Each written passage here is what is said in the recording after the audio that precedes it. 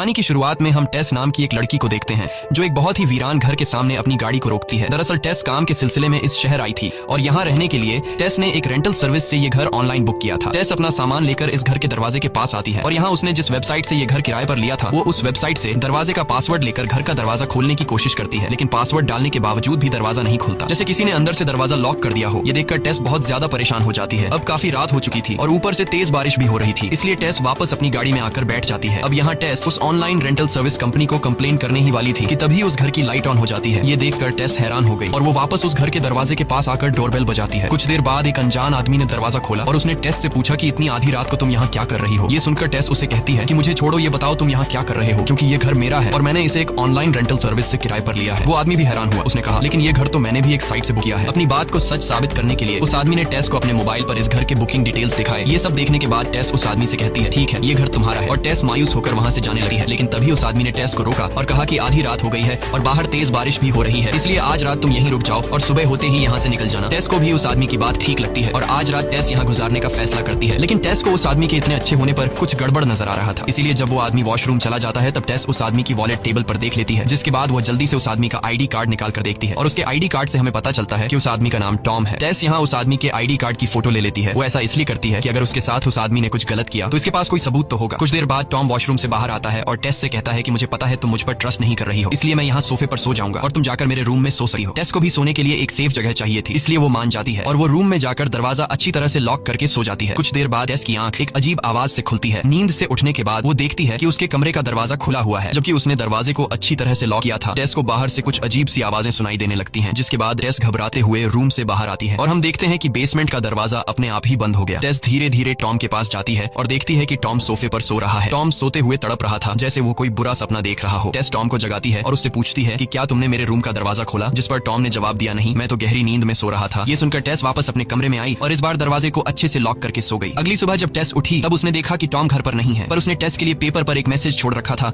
कि मैं किसी काम से बाहर जा रहा हूँ, शाम तक वापस आ जाऊंगा। इसके बाद टेस भी तैयार होकर इंटरव्यू के लिए घर से निकलती है। बाहर का नजारा देखकर टेस हैरान रह जाती है, क्योंकि बाहर पूरा इलाका वीरान पड़ा था, सारे घर टूटे फूटे हुए थे। ऐसा लग रहा था कि टेस के अलावा यहाँ और कोई भी नहीं रहता। ये सब देखकर टेस को बहुत अजीब लगता है, लेकिन इस समय उसे इंटरव्यू के लिए देर हो रही थी, इसलिए टेस इस बारे में ज्यादा नहीं सोचती और वहाँ से निकलकर कंपनी पहुंच जाती है, जहाँ उसका इंटरव्यू काफी अच्छा चलता है। डायरेक्टर टेस से काफी ज्यादा इंप्रेस्ड हो जाती है। इंटरव्यू पूरा होने के बाद डायरेक्टर टेस से पूछती है कि तुम इस शहर में कहाँ ठहरी हुई हो। टेस ने उसे बताया कि मैं बार्बरी स्ट्रीट एरिया के एक घर में रहती हूँ। बार्बरी स्ट्रीट नाम सुनकर डायरेक्टर शॉक हो जाती है और टेस से घबराते हुए कहती है कि वो जगह बिल्कुल भी ठीक नहीं है, तुम उस जगह से जल्दी से निकल जाओ। यह कहते हुए डायरेक्टर वहाँ से चली जाती है और टेस जब वापस घर आती है तो अब टेस को भी उस जगह से डर लगने लगा था। टेस जैसे ही दरवाजे का लॉक खोलकर घर के अंदर जाने वाली होती है तभी वो देखती है कि एक अनजान आदमी तेजी से उसकी तरफ दौड़ रहा है। ये देखकर टेस घबराते हुए जल्दी से उस आदमी के पहुंचने से पहले दरवाजा खोलकर घर के अंदर चली जाती है। वो आदमी टेस को घर से बाहर निकलने के लिए कहता हुआ जोर जोर से दरवाजा पीटने लगा। टेस को कुछ समझ नहीं आ रहा था कि यह सब क्या हो रहा है। टेस घर के अंदर बहुत ज्यादा घबराई हुई होती है और पुलिस को कंप्लेंट करने की कोशिश करती है। कुछ देर बाद टेस देखती है कि वो आदमी यहाँ से जा चुका है। अब टेस सुकून की सांस लेती है और बाथरूम चली जाती है, लेकिन बाथरूम में उसने देखा कि टॉयलेट पेपर खत्म हो चुका था। वो घर में इधर उधर टॉयलेट पेपर तलाश करने लगी है। तभी उसकी नजर बेसमेंट की तरफ गई। उसे लगा शायद टॉयलेट पेपर बेसमेंट में रखा हो। यह सोचकर टेस बेसमेंट में गई और बेसमेंट में उसे सामने टॉयलेट पेपर का बॉक्स रखा हुआ मिला। अब टेस वहाँ से टॉयलेट पेपर लेकर लौट ही रही थी कि अचानक बेसमेंट का दरवाजा बंद हो गया। टेस पूरी ताकत के साथ दरवाजा खोलने की कोशिश करती है, पर दरवाजा नहीं खुला। अब टेस बहुत ज्यादा मायूस हो जाती है, क्योंकि वो अपना फोन भी ऊपर ही छोड़ आई थी। टेस को समझ आ चुका था कि यहाँ बैठे बैठे उसकी कोई मदद नहीं करने आएगा, इसलिए उसे खुद ही कुछ करना पड़ेगा। अब टेस यहाँ से बाहर निकलने का रास्ता ढूंढने लगी है और तभी उसकी नजर बेसमेंट में रोशनी के लिए एक विंडो पर पड़ती है। वो इस विंडो को खोलने की कोशिश करती है, पर वो विंडो सिर्फ बाहर से ही खोली जा सकती थी। अब टेस इस विंडो का शीशा तोड़ने के लिए कोई टूल ढूंढने लगी है। टूल ढूंढते हुए टेस देखती है कि एक रस्सी दीवार के अंदर से आ रही है। टेस बिना सोचे समझे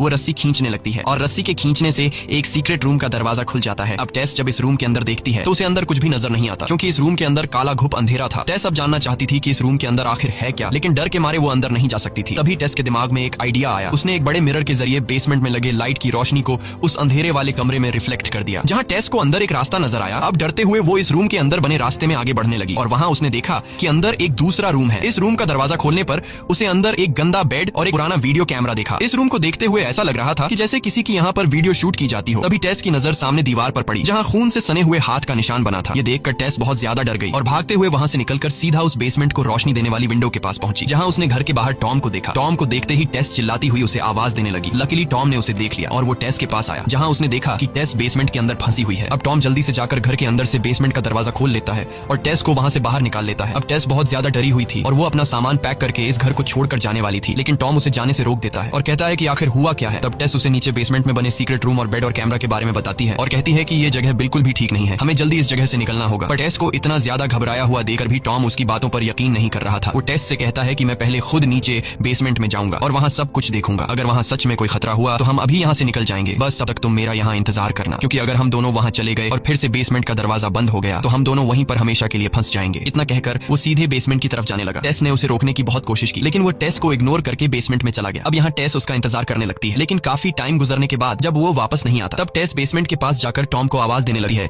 लेकिन बेसमेंट से टॉम का कोई रिस्पॉन्स नहीं आता। अब मजबूरन एक बार फिर से टेस हिम्मत जुटाकर बेसमेंट में जाने का फैसला करती है, लेकिन इस बार जाने से पहले वो बेसमेंट के दरवाजे के सामने एक चेयर रख देती है ताकि फिर से दरवाजा लॉक न हो जाए। अब टेस अपने मोबाइल का टॉर्च जलाकर धीरे धीरे आगे बढ़ते हुए टॉम को ढूंढने लगती है, लेकिन उसे टॉम कहीं भी नजर नहीं आता। वो उस कमरे तक भी पहुंचती है जहां पर बेड और कैमरा रखा हुआ था, मगर वहां भी टॉम नहीं था। अब टेस परेशान हो जाती है कि अचानक टॉम कहां गायब हो गया। वो उसे ढूंढते हुए और आगे बढ़ती है। कुछ दूर आगे जाने के बाद उसे नीचे कुछ सीढ़ियां दिखाई देने लगी हैं और तभी टेस को नीचे से टॉम की आवाज सुनाई देने लगी है जो मदद के लिए पुकार रहा था। डर के मारे टेस अंदर तो नहीं जाना चाहती थी, लेकिन टॉम के बार बार पुकारने पर वो वहां जाने पर मजबूर हो जाती है। सीढ़ियां क्रॉस करने के बाद नीचे एक दूसरा बेसमेंट बनाया गया था, यानी बेसमेंट के अंदर एक दूसरा बेसमेंट। अब यहाँ टेस टॉम को पुकारते हुए आगे बढ़ती है कि तभी अचानक टॉम किसी जानवर की तरह जमीन पर रेंगते हुए तेजी से टेस के पास आया। वो किसी चीज से बहुत घबराया हुआ था। उसने टेस से कहा, बिल्कुल भी शोर मत मचाना, हमारे अलावा यहाँ कोई और भी है जो मुझे मारना चाहता है और उस चीज ने मुझे काटा है। अब ये लोग जैसे ही यहाँ से निकलने वाले होते हैं तभी अचानक एक लंबी हाइट की औरत दौड़ती हुई आई जो टॉम को पकड़ लेती है और वो उसका सिर जोर जोर से सामने की दीवार से पटकर उसे बेरहमी से मार डालती है। अब यहाँ सीन शिफ्ट होता है और हमें 2 हफ्ते बाद का सीन दिखाया जाता है जहाँ हम इस घर के मालिक को देखते हैं जिसका नाम एजे है। एजे पेशे से एक टीवी एक्टर है, लेकिन अब उसकी जिंदगी बिल्कुल भी ठीक नहीं चल रही, क्योंकि जो लड़की उसके साथ फिल्म में काम करती थी उसने एजे पर उसके साथ गलत काम करने का आरोप लगाया है, जिस वजह से एजे का करियर बर्बाद हो गया था और खुद को बेगुनाह साबित करने के लिए एजे ने कोर्ट के चक्कर लगाते हुए अपने सारे पैसे गवा दिए थे। अब उसके पास सिर्फ बार्बर स्ट्रीट का यही एक घर बचा था और अब वो इस घर को भी बेचना चाहता था। घर आते ही उसने देखा कि घर में किसी का सामान पड़ा हुआ है। दरअसल यह टेस और टॉम का सामान था और बाहर उसने टेस की गाड़ी भी देखी, जिसे देखकर एजे को शक हुआ कि कोई चोरी छिपे मेरे घर में रह रहा है। इसलिए अब वो घर की तलाशी लेने लगता है, लेकिन उसे घर में कोई भी इंसान नहीं मिला। पर तभी उसकी नजर बेसमेंट के दरवाजे पर पड़ी जहाँ एक चेयर रखी हुई थी और यह चेयर टेस ने लगाई थी ताकि बेसमेंट का दरवाजा अंदर से लॉक न हो। और यह सब देखकर एजे को यकीन हो जाता है कि कोई बेसमेंट में छुपा हुआ है। जब वो बेसमेंट के दरवाजे के पास आता है तो उसे नीचे से किसी के चलने की आवाज सुनाई देने लगती है। ये देखकर वो अपने साथ ही टॉर्च और चाकू ले लेता है और बेसमेंट के अंदर जाता है ताकि अगर उसे कोई खतरा महसूस हो तो वो उस पर चाकू से अटैक कर सके। बेसमेंट में आते ही उसे भी वो सीक्रेट रूम दिखाई देता है जहाँ पर कैमरा और एक बेड था। वो अपने घर के बेसमेंट को और एक्सप्लोर करने लगता है जहाँ वो उन सीढ़ियों के पास भी पहुंच जाता है और यह सब देखकर एजे डरने के बजाय उल्टा खुश हो जाता है, क्योंकि उसने सोचा कि मेरे घर के बेसमेंट में इतनी ज्यादा जगह होने की वजह से अब इसकी कीमत डबल हो जाएगी। वो फौरन एक इंच टेप लेकर बेसमेंट को नापने लगा है और नापते नापते वो एक रूम तक जा पहुंचता है जहाँ टीवी में एक शो चल रहा था जिसमें दिखाया जा रहा था कि एक माँ अपने बच्चे को ब्रेस्ट फीडिंग कैसे कराती है। एजे ये सब देख ही रहा था कि अचानक उसके हाथ से इंच टेप कोई खींच लेता है। ये देखकर एजे घबरा जाता है और जिस तरफ से इंच टेप खींची गई थी वो उस तरफ टॉर्च की रोशनी कर देता है, लेकिन वहाँ कोई भी नहीं था। तभी उसे सामने से किसी के गुर्राने की आवाज सुनाई देती है और कुछ देर बाद वही लंबी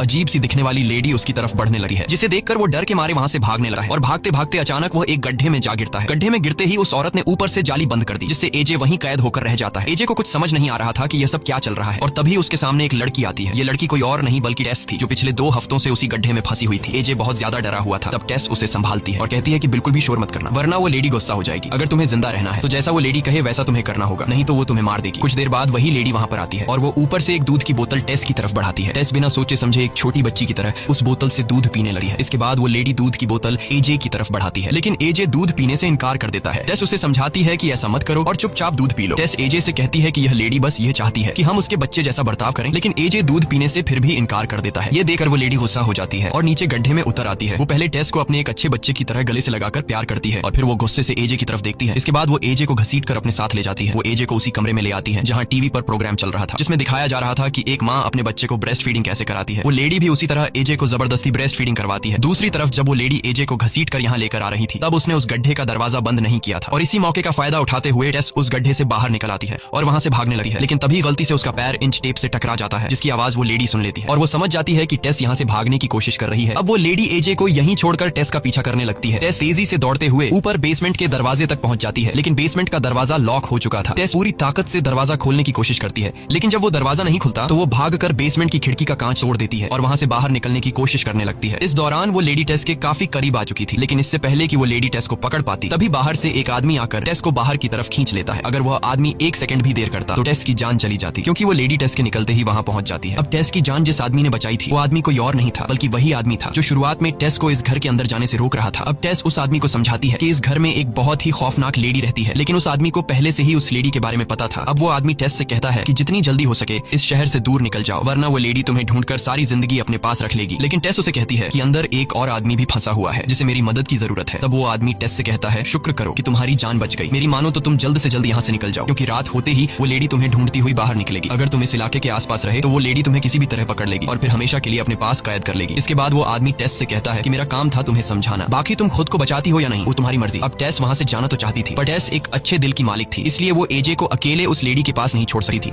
जिसके बाद टेस मदद की तलाश में निकल पड़ती है। दूसरी तरफ मौका पाकर एजे भी उस जगह से निकलने की कोशिश करता है, लेकिन तभी उसे उस औरत की गुर्राने की आवाज सुनाई देती है, जिसे सुनकर एजे बहुत ज्यादा डर जाता है और अब वो उस लेडी से छिपने के लिए सुरंग के और अंदर जाने लगा है। तब वो लेडी भी एजे का पीछा कर रही थी। एजे आगे बढ़ते हुए एक ऐसी जगह पहुंच जाता है जहां रास्ता खत्म हो गया था। अब एजे बुरी तरह फंस चुका था और वो औरत उसके ठीक सामने खड़ी थी। एजे को लग रहा था कि अब उसकी मौत पक्की है, लेकिन फिर न जाने क्यों वो लेडी आगे आने से डरने लगी है और वो एजे को वहीं छोड़कर चुपचाप चली जाती है। न जाने ऐसा क्या था जिससे वो लेडी भी डर रही थी। एजे जब पीछे मुड़कर देखता है तो उसे पीछे एक दरवाजा दिखाई देता है। अब वो उस रूम के अंदर जाकर देखने लगता है कि आखिर इस रूम में ऐसा क्या है जिससे वो लेडी भी यहाँ आने से डरती है। रूम बहुत ही बुरी हालत में था, जहाँ सारा सामान इधर उधर बिखरा पड़ा था। इस रूम में टीवी भी चल रहा था। एजे कमरे की तलाशी ले ही रहा था कि तभी पीछे से उसे किसी की आवाज सुनाई देती है। डर के मारे एजे पीछे मुड़कर जब टॉर्च की लाइट करता है तो वहाँ एक बूढ़ा आदमी बिस्तर पर पड़ा हुआ था, जो बहुत बीमार लग रहा था, ना उठने की हालत में था और ना ही ठीक से बोलने की। एजे को लगा कि शायद उस लेडी ने इस आदमी को भी कैद कर रखा होगा, इसलिए एजे उसकी मदद करने लगा है, लेकिन वो आदमी बार बार एक ड्रॉर की तरफ इशारा कर रहा था। तब एजे बिना सोचे समझे ड्रॉर उसके करीब कर देता है और उस रूम में एजे ढेर सारी रिकॉर्डेड टेप्स देखता है, जिनमें हर टेप पर किसी औरत का नाम लिखा हुआ था। एजे जैसे ही ये प्ले करता है तो उसके होश उड़ जाते हैं। उस टेप में वही बूढ़ा आदमी दिखाई देता है जो किसी औरत के साथ गलत कर रहा था। यह देखकर एजे की आंखें खुली की खुली रह जाती हैं और जैसे ही एजे पीछे मुड़कर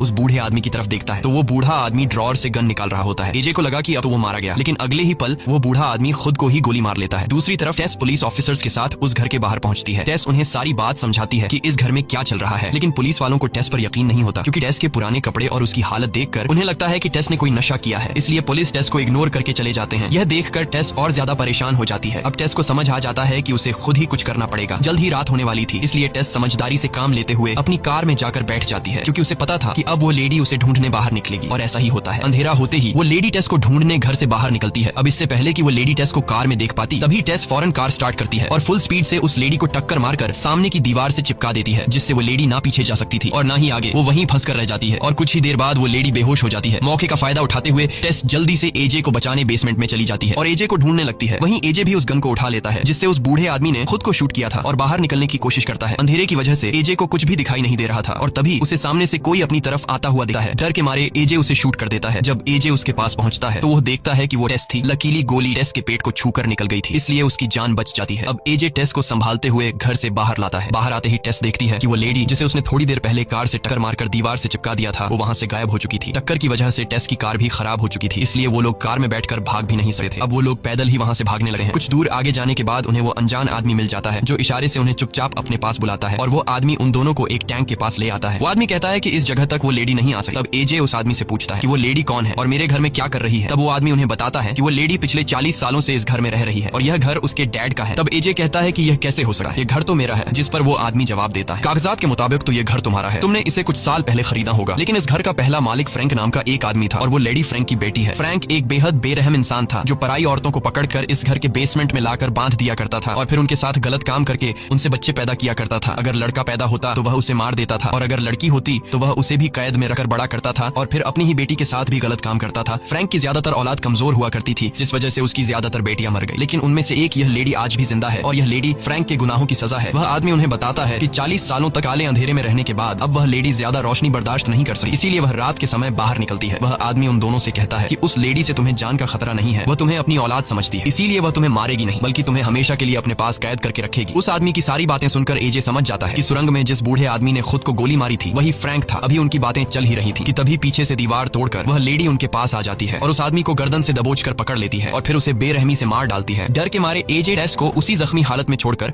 वहां से भाग जाता है। टेस भी जख्मी हालत में एजे के पीछे भागने लगी है। टेस लगातार एजे को मदद के लिए पुकारती रहती है, लेकिन एजे टेस को इग्नोर करके तेजी से भागता हुआ पानी की टंकी पर चढ़ जाता है। टेस भी किसी तरह लड़खड़ाते हुए टंकी के ऊपर पहुंच जाती है। ये दोनों देखते हैं कि वो लेडी भी उनके पीछे आ रही है। अब एजे उस लेडी को मारने के लिए अपनी गन निकालता है, लेकिन तभी उसके हाथ से गन छूटकर नीचे गिर जाती है। कुछ ही देर बाद वह औरत भी टंकी के ऊपर चढ़ जाती है। अब एजे समझ चुका था कि यह लेडी मुझे और टेस को अपना बच्चा समझती है और अब वह हमें पकड़कर हमेशा के लिए अपने पास कैद कर लेगी। एजे अपनी पूरी जिंदगी उस काले अंधेरे वाले बेसमेंट में नहीं गुजार सकता था, इसलिए एजे उस लेडी की ममता का फायदा उठाते हुए टेस को पकड़कर ऊपर टंकी से नीचे गिरा देता है। वह लेडी टेस को अपनी बेटी मानती थी, इसलिए वह टेस को बचाने के लिए उसके पीछे कूद जाती है। एजे जब नीचे झांक कर देखता है तो वह देखता है कि वह लेडी टेस को बचाने के लिए अपनी जान की परवाह किए बिना उसे अपनी गोद में ले लेती है, ताकि नीचे गिरते वक्त टेस को कोई नुकसान न पहुंचे, क्योंकि अगर टेस सीधा नीचे गिरती तो वह मर भी सकती थी। इसके बाद एजे नीचे आता है और देखता है कि दोनों खून से लथपथ पड़े हैं और दोनों बिल्कुल हिल नहीं रहे हैं। एजे को लगता है कि दोनों मर चुके हैं, लेकिन तभी टेस को होश आ जाता है। टेस देखती है कि उस लेडी ने अपनी जान देकर मेरी जान बचाई है। इसके बाद एजे टेस को सहारा देकर उठाता है और खुद को सही ठहराने लगता है कि अगर मैं ऐसा नहीं करता तो हम दोनों मारे जाते। लेकिन अब टेस को समझ आ जाता है कि एजे चाहे जितना भी अच्छा बनने की कोशिश करे, वह अपनी जान बचाने के लिए किसी और को मरने के लिए छोड़ सकता है। तभी पीछे से वो लेडी भी उठ जाती है और एजे को पकड़कर उसका गला दबोच लेती है। वह बेहद गुस्से में होती है क्योंकि एजे ने उसकी बेटी को नीचे फेंका था। इसके बाद वो लेडी पहले एजे की आंखें फोड़ देती है और फिर उसका सिर 2 टुकड़ों में अलग कर देती है। इसके बाद वह एक माँ की तरह टेस की तरफ दुख भरी नजरों से देखती है और टेस से प्यार करने लगती है। लेकिन टेस अब भी उस लेडी से डरी हुई होती है, इसलिए वो लेडी भी समझ जाती है कि मैं इस दुनिया में इंसानों के बीच नहीं रह सकती। मेरे इस डरावने चेहरे और भयानक रूप से इंसान डरते हैं, इसलिए इंसान मुझे कभी भी एक्सेप्ट नहीं करेंगे। इसलिए वह इशारों में टेस से कहती है कि मुझे मार दो। अब टेस उसे मारना नहीं चाहती थी, लेकिन वह औरत यही चाहती थी कि मेरी जिंदगी खत्म हो जाए। इसलिए टेस उसे गोली मारकर उस भयानक जिंदगी से आजादी दिला देती है और इसी के साथ यह कहानी खत्म हो जाती है। अगर आपको यह वीडियो पसंद आई हो तो हमारे चैनल को सब्सक्राइब करें और वीडियो को लाइक जरूर करें।